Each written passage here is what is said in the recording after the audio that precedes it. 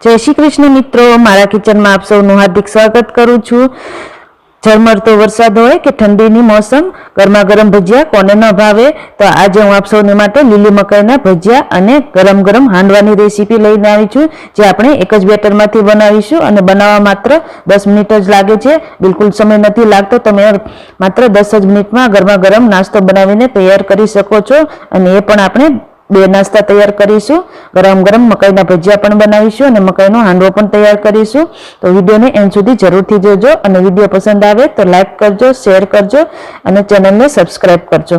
તો ચાલો આજની રેસીપી બનાવવાની શરૂઆત કરી દઈએ। તો સૌપ્રથમ આપણે એક બાઉલમાં 1 કપ સૂજી લઈ લઈશું। અહીંયા પણ તમે કોઈ પણ એક કપ કે વાટકી સેટ કરીને લઈ શકો છો, બધું જ માપ। તો અહીંયા મેં 1 કપ સૂજી લઈ લીધી છે। તો એની સામે આપણે અડધો કપ ચોખાનો લોટ ઉમેરીશું, જેનાથી આપણા ભજીયા અને હાંડવો ઉપરથી એકદમ સરસ ક્રિસ્પી બને છે અને તેલ પણ નથી રહેતું ઉપરથી। તો અડધો કપ આપણે ચોખાનો લોટ ઉમેરીશું અને ત્યારબાદ આપણે અહીંયા અડધો કપ બેસન ઉમેરીશું। તો બધું જ માપ આ રીતે જ લેવાનું છે, તમે વાટકીના માપથી લેતા હોય તો આ રીતે બધું માપ લઈ લેવાનું છે। તો અહીંયા મેં 1 કપ સૂજી, અડધો કપ ચોખાનો લોટ અને અડધો કપ ચણાનો લોટ લઈ લીધો છે। હવે આ બધું માપ સરસ રીતે આ જ રીતે લેવાનું છે। હવે આ બધા જ લોટને આપણે છાશથી સરસ રીતે પલાળી દઈશું। તમે ચાહો તો અહીંયા દહીંનો ઉપયોગ પણ કરી શકો છો, અહીંયા અમે છાશ લીધી છે। જો તમે દહીંનો ઉપયોગ કરવા માંગતા હોય તો 1 કપ જેટલું ખાટું દહીં લઈ લેવાનું છે, અહીંયા અમે ખાટી છાશનો ઉપયોગ કર્યો છે। તમને જરૂર લાગે એટલું દહીં કે છાશ ઉમેરીને આનું સરસ રીતે જે રીતે હાંડવા ઢોકળાનું ખીરું હોય છે એ રીતે બનાવી દેવાનું છે। તો અહીંયા કુલ ટોટલ મેં 1.5 ગ્લાસ છાશ ઉમેરીને આ રીતનું જે રીતે ઢોકળાનું બેટર હોય છે એ રીતે બનાવી લેવાનું છે। હવે આને આપણે ઢાંકીને 5 મિનિટ માટે સાઈડમાં રહેવા દઈશું, ત્યાં સુધી આપણે મકાઈને ક્રશ કરી લઈએ। તો અહીંયા આપણે એક મિક્સર જારમાં 1 કપ ભરીને આપણે મકાઈના દાણા લઈ લઈશું। અહીંયા અમે લીલી મકાઈને કાચી જ લઈ લીધી છે। હવે એમાં આપણે આદુ, મરચાં અને લસણ ઉમેરીશું। તો એને તમે તમારા ટેસ્ટ પ્રમાણે વધારે કે ઓછા કરી શકો છો। તો અહીંયા મેં 4 લીલા મરચાં, 1 ઇંચ આદુનો ટુકડો અને 8 થી 10 લસણની કળીઓ લઈ લીધી છે। આદુ, મરચાં અને લસણને વધારે કે ઓછા કરી શકો છો।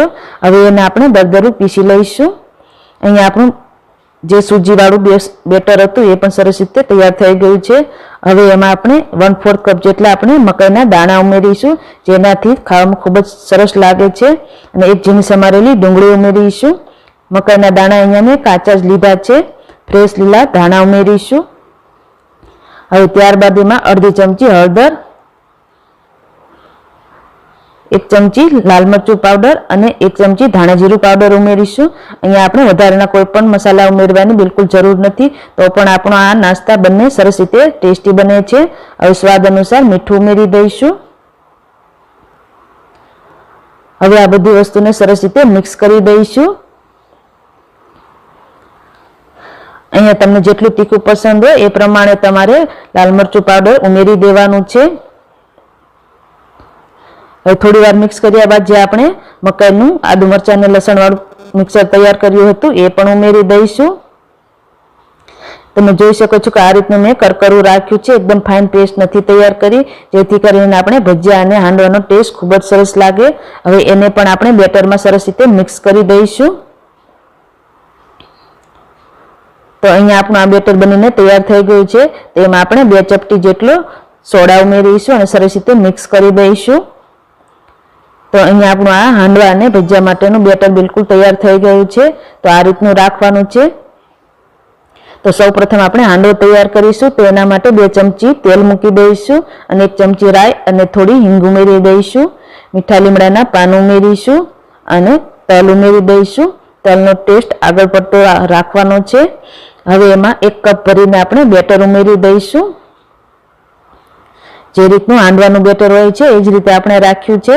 હવે આ રીતે સરસ રીતે ફેલાવી દઈશું। તમે ચાહો તો આના નાના નાના હાંડવા પણ તૈયાર કરી શકો છો। મેં અહીંયા આ રીતનો એક મોટો હાંડવો તૈયાર કર્યો છે। હવે એને ઢાંકીને આપણે 2 થી 3 મિનિટ માટે થવા દઈશું। એક સાઈડ થઈ જાય ત્યારબાદ આપણે એને પલટાવી દઈશું। અહીંયા આપણે ગેસની આંચ એકદમ ધીમી જ રાખવાની છે। હવે અહીંયા એક સાઈડ થઈ ગયો છે, તો આપણે એને બીજી સાઈડ પલટાવી દઈશું। આ રીતે બંને સાઈડથી હાંડવો એકદમ ક્રિસ્પી થઈ જાય ત્યાં સુધી સરસ રીતે ગેસ ઉપર થવા દઈશું। હવે અહીંયા આપણે બંને સાઈડથી સરસ રીતે આ રીતનું ક્રિસ્પી થઈ જાય ત્યાં સુધી હાંડવાને શેકી લેવાનો છે। એકદમ ધીમા ગેસ ઉપર શેકશો તો ઉપરથી એકદમ સરસ ક્રિસ્પી અને અંદરથી એકદમ સોફ્ટ બનશે। તો આપણો અહીંયા હાંડવો બનીને તૈયાર થઈ ગયો છે। બંને સાઈડ સરસ રીતે જે રીતનું ક્રિસ્પી પસંદ હોય એ પ્રમાણે સરસ રીતે શેકી લેવાનો છે। હવે આપણે ભજીયા તૈયાર કરી લઈશું। તો તેલ ગરમ થઈ ગયું છે તો એમાં આપણે ભજીયા પાડી લઈશું। તમને જે સાઈઝના પસંદ હોય એ પ્રમાણે તમે બનાવી શકો છો।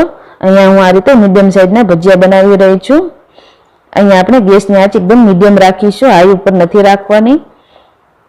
તો આ રીતે કડાઈમાં જેટલા સમય એટલા આપણે ભજીયા ઉમેરી દઈશું। ચારાની મદદથી આપણે બધી બાજુ સરસ રીતે પલટાવીને ભજીયાનો સરસ ગોલ્ડન કલર આવી જાય ત્યાં સુધી શેકી લઈશું, તળી લઈશું। તો સરસ રીતે આપણા ભજીયાનો ગોલ્ડન કલર આવી ગયો છે તો એને આપણે આ રીતે કાઢી લઈશું। તમે જોઈ શકો છો કે એકદમ ગોલ્ડન બ્રાઉન કલરના આપણા મકાઈના ભજીયા બનીને તૈયાર થયા છે। દેખાવામાં જેટલા સુંદર લાગે છે ને એટલા જ ખાવામાં ટેસ્ટી પણ બને છે આ લીલી મકાઈના ભજીયા। તો તમે એકવાર આ રીતે જરૂરથી ટ્રાય કરજો। તો આપણા ટેસ્ટી હાંડવો અને ભજીયા બંને તૈયાર થઈ ગયા છે। તમને આ વિડીયો કેવો લાગ્યો એ કમેન્ટ બોક્સમાં જરૂરથી જણાવજો।